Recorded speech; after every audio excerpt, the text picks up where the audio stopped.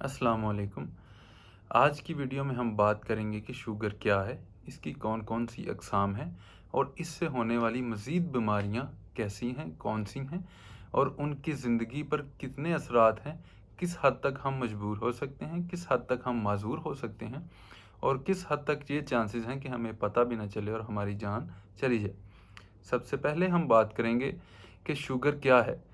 Sugar जिस्म में यानी डायबिटीज़ जिस्म में ग्लूकोज़ की मिकदार इस हद तक बढ़ जाने का नाम है कि जिससे शुगर का टूट-फूट ना हो सके। इंसुलिन जो है वो शुगर को खून से उठा के, शीरे को खून से उठा के जिस्म में, पट्ठों में और जिगर में ले जाके किसी काम ना ला सके या ग्लाइकोजन में स्टोर ना कर सके या स्टोर्ड ग्लाइकोजन को ग्लूकोज़ में कन्वर्ट करके उसको तोड़-फोड़ के जिस्म को एनर्जी ना दे सके।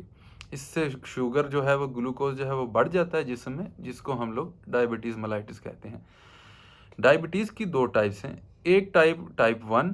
टाइप 1 में ये होता है कि ये या तो पैदाइशी हो सकता है जेनेटिक म्यूटेशन की वजह से, या फिर खून में इन ग्लूकोज़ इतना बार-बार बढ़ना शुरू हो जाए कि जो लबलबा है वो इंसुलिन बना के उसके जो सेल्स हैं जो इंसुलिन बनाते हैं वो बर्न आउट हो जाएँ।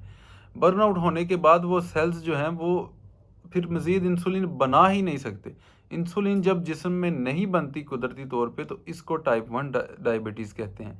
टाइप 2 डायबिटीज़ में इंसुलिन बन तो रही होती है लेकिन वो काम बिल्कुल नहीं कर रही होती। वो इंसुलिन रेजिस्टेंस का सामना होता है। उसमें इंसुलिन की एक्टिवेशन जो है वो इनएक्टिवेशन में कन्वर्ट हो चुकी होती है। ये हैं 2 टाइप्स। इस वीडियो में हम बात करेंगे टाइप 2 डायबिटीज़ की, जिसमें इंसुलिन बन तो रही है लेकिन काम नहीं कर रही। टाइप 2 डायबिटीज़ जो होती है वो इंसुलिन के ज़्यादा बनने से और ज़्यादा बार-बार बनते रहने से, उसका काम करना छुड़वाने से, यानी जिस्म उसको रोक देता है काम करने से, उसको कहते हैं। इसमें और बहुत सारी बीमारियां इसके बाद आती हैं जो कि आहिस्ता-आहिस्ता शुगर के लेवल जिस्म में ज़्यादा होने की वजह से आती हैं।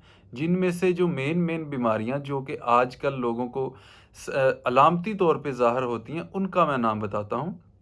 उनमें सबसे पहले जो आती है वो गैस्ट्रोपेराइसिस आती है, यानी मैदे का फालज। शुगर की वजह से मैदे की हरकत पर इतना असर पड़ता है कि वो हरकत करना कम कर देता है और उससे कॉन्स्टिपेशन, कब्ज़ की शिकायत रहती है। कब्ज़ होगी तो जो तेज़ाब है मैदे से वो आगे जाएगा ही नहीं। जब तेज़ाब नहीं आगे जाएगा तो फिर जो है वो भूख भी कम लगेगी और कभी-कभार इतनी ज़्यादा भूख लगेगी कि तेज़ाब ज़्यादा जमा रहने की वजह से कि बर्दाश्त के काबिल नहीं होगी। फिर वो तेज़ाब यहाँ पे नाली में आएगा, जलन होगी, मैदे का अल्सर होने के चांसेस हैं और बहुत सारी ताकत की चीज़ें उस तेज़ाबियत की वजह से ज़ाया हो जाती हैं, खाने में से जज़ब नहीं होती। दूसरी इसमें बीमारी होती है डायबिटिक मायोपैथी, जिसमें बॉडी के जितने भी जिस्म के पट्टे हैं हमारे, ये जो हैं वो एक कमज़ोर हो जाते हैं। इनमें वो ताकत नहीं रहती और इनमें खिंचाव, इनमें गांठ बन जाना, इनमें खल्लियां पड़ जाना या इनको जल्दी थक जाना, इस चीज़ की अलामतें होती हैं। तीसरी जो है वो अलामत वो आती है डायबिटिक न्यूरोपैथी की।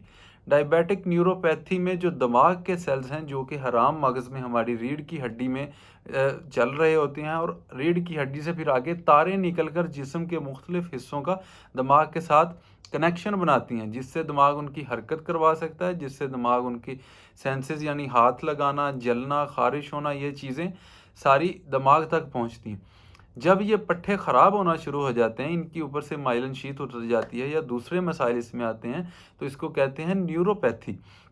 न्यूरोपैथी में होता यूँ है कि शुगर के अक्सर मरीज़ों के पाँव जलते हैं, हाथ जलते हैं, पाँव सुन्न हो जाते हैं, जिस्म में कई जगह सुन्न हो जाती हैं या फिर उनकी जो है वो जो पाँव जो हैं वो मुसलसल दर्द करना शुरू रहते हैं। ये डायबिटिक न्यूरोपैथी की अलामतें हैं।